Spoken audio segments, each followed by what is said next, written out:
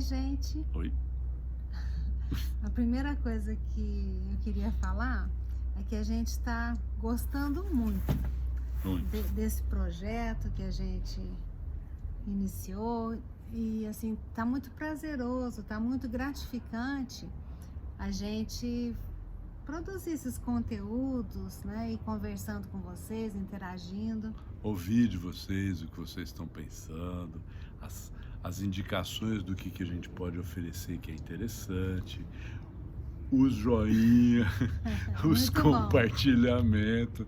A gente está aprendendo como é que faz isso aqui ainda, tá? E aí, a gente estava pensando, o que que nós vamos falar É hoje, né? verdade. Qual que é o assunto hoje? O que que a gente poderia falar?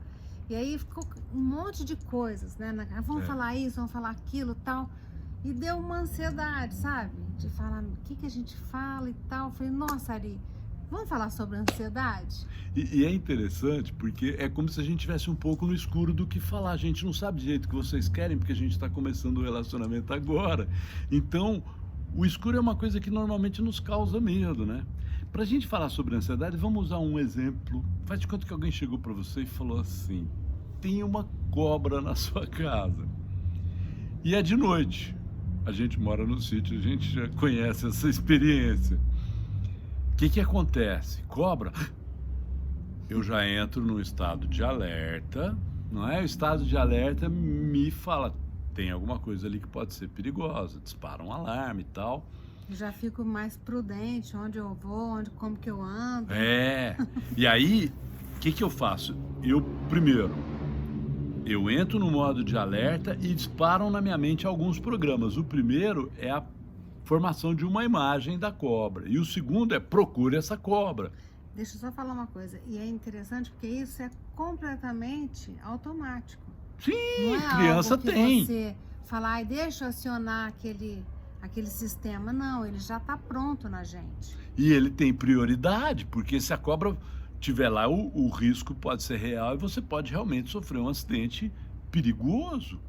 Então, o que acontece?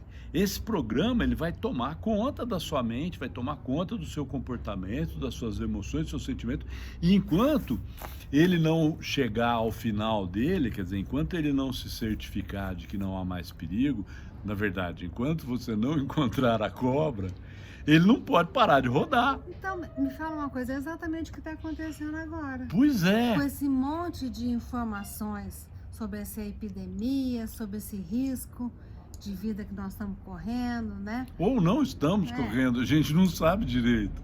A gente está procurando. É. Exatamente, porque a gente está se sentindo em alerta, né? Se sentindo em alerta.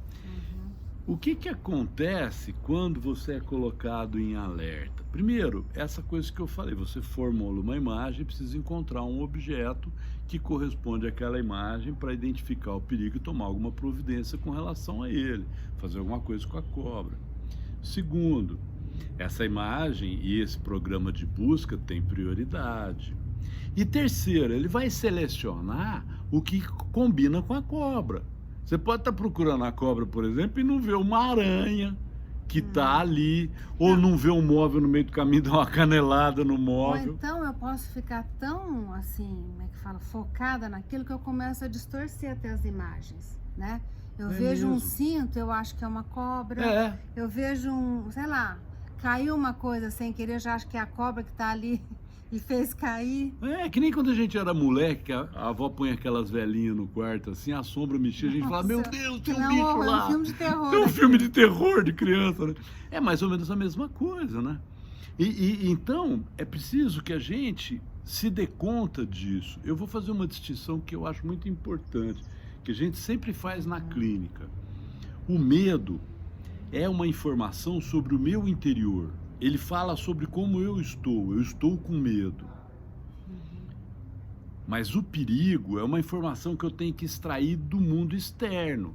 Eu tenho que olhar o objeto, por exemplo, tem cobras que não são venenosas. Por exemplo, assim, isso que você falou, que o medo é um estado interno, que ele está muito relacionado com a emoção. O medo é uma emoção. O medo é uma emoção. E é dificílimo você controlar uma emoção. Tente, assim, não ficar feliz, tente não ficar triste.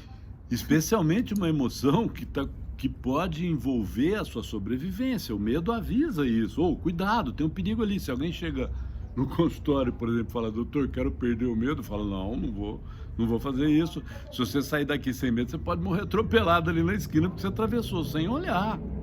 O medo tem uma função importante. Há um perigo ali mesmo. Então, assim, a primeira coisa é você distinguir O que é medo? a emoção e É o meu. perigo. O medo é meu, fala de mim. Uhum, O perigo fala do mundo. exatamente.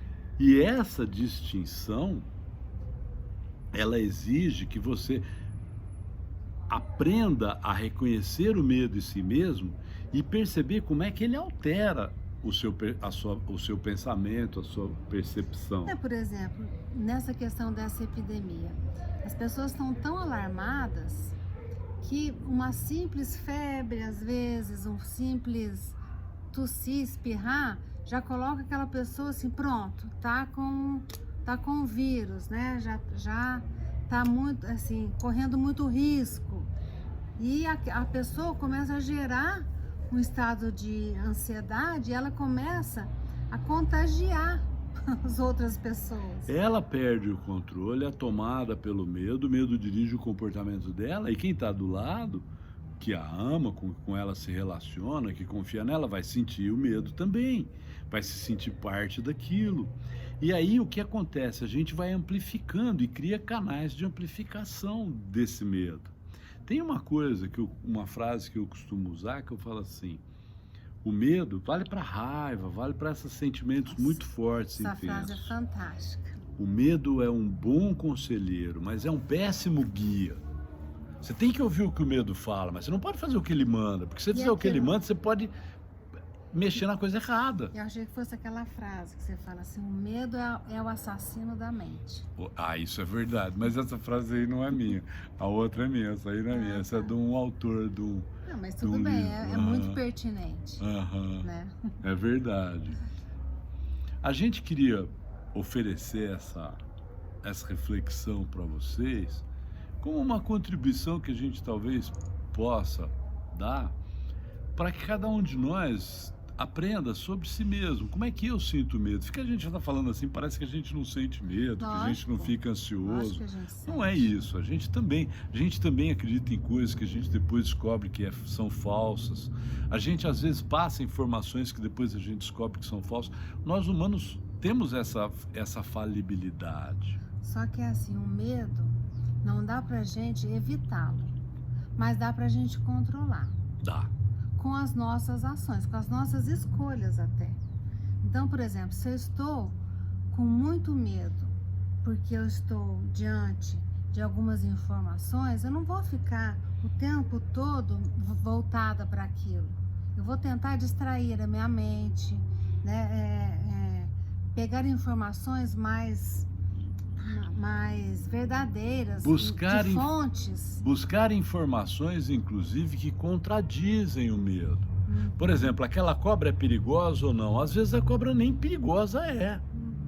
E você tá ali apavorado, travado, olhando para aquela cobra, e você vai olhar, era uma cobra cega, que a gente chama de minhocuçu na roça, que é uma cobra que não tem veneno, é um tipo de minhoca. Só, quando ele foi falar sobre o medo, ele fez até assim.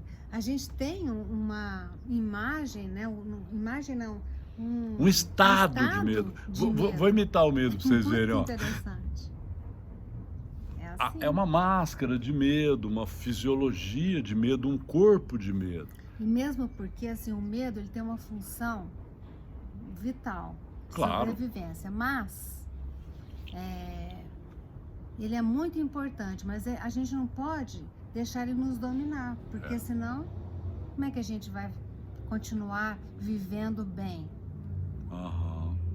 Bom, acho que a gente falou. Isso que a gente queria falar hoje, então, sobre a ansiedade. Eu queria pedir para vocês, reiterar o meu pedido no início, que se vocês gostarem, dê o seu joinha. E uma coisa assim, que eu acho que é bem importante para nós, que vocês comentem aí no espacinho do comentário, para a gente ter um norte do que a gente pode falar, o que vocês gostariam. Se a gente está falando uma coisa compreensível. Esses dias eu postei um vídeo que falava isso. Às vezes a gente fala uma coisa achando que o outro está entendendo e ele não está.